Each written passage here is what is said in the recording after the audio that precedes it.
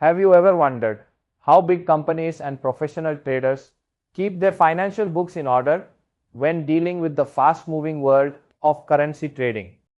We are going to dive deep into the essential rules for accounting and taxation of exchange-traded currency derivatives, or ETCD. To start with the basics, the general rule is that all accounting, valuation, and capital requirements for these trades must follow the standards set by the ICAI or other authorized organizations. Most importantly, every participant must give priority to the specific rules laid out by their own respective regulators. Building on that foundation, let's look at the specific guidance notes provided by the ICAI, which were revised. In the year 2021, different types of businesses have different bosses. For example, banks and NBFCs must follow the RBI, while insurance companies look to the IRDAI. If a regulator hasn't given a specific instruction, then these ICAI notes become the main rulebook.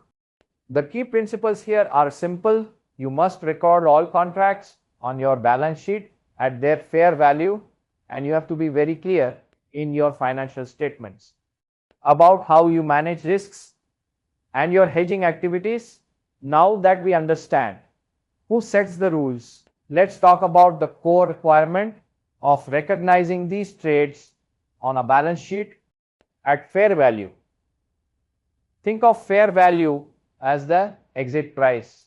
For a liability, it is the price you would pay to transfer it, and for an asset, it is the money you would receive from a willing buyer. When you are figuring out this value, you must also consider any credit risk involved and factor in whether you have any collateral to back up the trade. Beyond just recording the value, companies often use something called hedge accounting to protect themselves, though it is not mandatory. To use this method, a company must meet a strict checklist. They have to identify their risk management goal and prove exactly how the derivative helps them reach it. They also need to document everything right at the start and keep doing so at every reporting period. If they are hedging a future cash flow, they must show that the money is very likely to move. If they fail to meet these criteria, they must record any changes in value immediately as a profit or a loss. Moving forward, it is important to know that there are three main models of hedge accounting. First, the fair value hedge model is used for assets or liabilities you already have on your balance sheet. Second, the cash flow hedge model is for when you are protecting against changes in future money flows. Finally, there is the hedge of a net investment in a foreign operation, which is used when a company has business interests in another country. To help you distinguish between them, let's compare the fair value and cash flow models. The goal of a fair value hedge is to offset the risk of an existing asset changing in value, and this can directly impact your profit and loss statement. A common example is using an interest rate swap for a fixed rate bond. On the other hand, a cash flow hedge aims to stop the ups and downs of future cash movements. In this case, the effective gains or losses are stored in a special equity section of the books to keep the main profit and loss statement from jumping around too much. Building on the idea of international business, we have net investment hedging. This is designed to protect investors from changes in the value of their foreign operations when they translate those numbers back into their home currency. If the hedge is working well, those gains or losses go straight to equity. However, if a portion of the hedge is not working, that ineffective part is recognized immediately as a profit or a loss. when the company eventually sells that foreign business, all those stored gains or losses are finally moved to the profit and loss statement. Once the trades are recorded, we have to consider how they are presented in the final financial statements. If you are trading just to speculate or make a quick profit, those trades are listed as current assets or liabilities. If they are hedges, they follow the timing of the item they are protecting. A very strict rule here is that you cannot net assets and liabilities against each other. You must show the full gross amounts on the balance sheet so everyone can see the total picture. Now that the numbers are on paper, companies must also provide detailed disclosures. They need to explain what financial risks they face and why they chose specific contracts to manage them. They also have to test for hedge effectiveness, which is just a way of measuring how well the hedge actually offset the risk. There is no single way to do this, but common methods include the dollar offset or regression analysis, depending on what works best for the company's goals.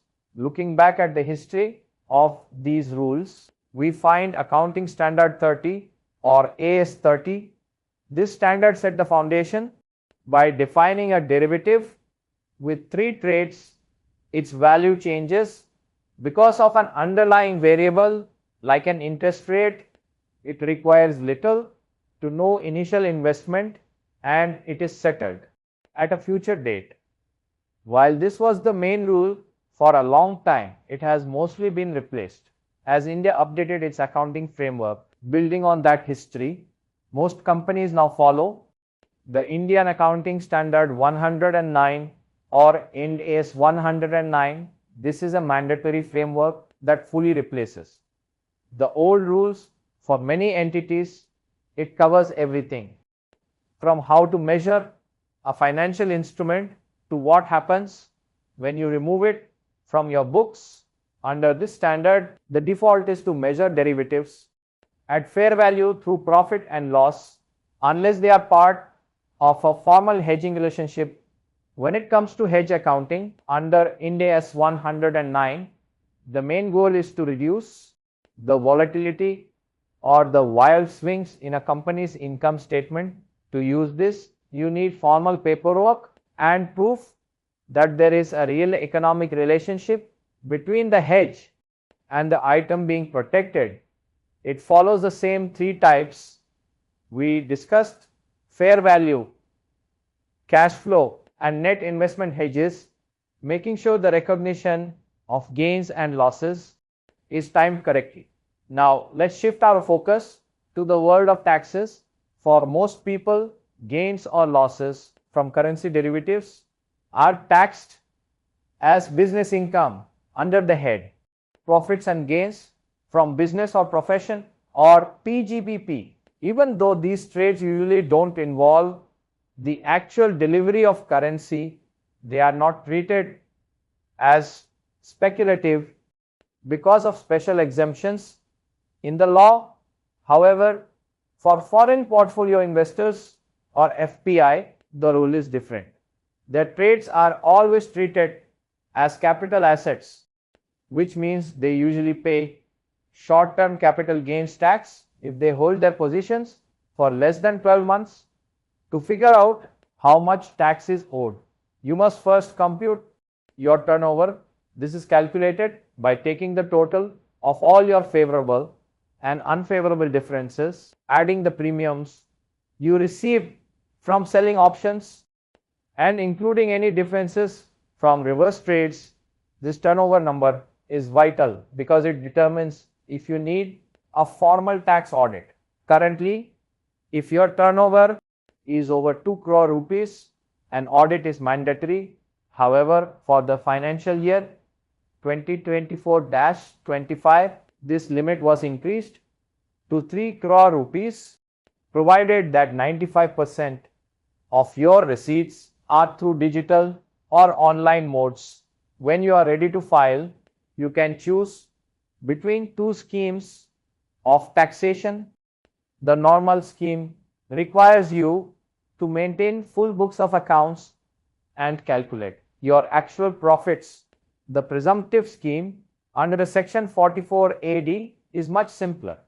For small traders with a turnover up to 2 crore rupees, you can simply declare a profit of 6% of your turnover and pay your taxes in one go by March 15th. The best part is that you don't have to keep detailed account books or get them audited under this simpler scheme. To wrap up this video, let's talk about what happens if you have a bad year and make a loss. Because these are treated as normal business losses, you can use them to offset income from other sources like rental income or other business profits. The only big exception is that you cannot use these losses to offset your salary income. You can carry these losses forward for up to 8 years, offset future business profits, but there is one catch: you must file your tax return on or before the official due date, or you lose the right to carry those losses forward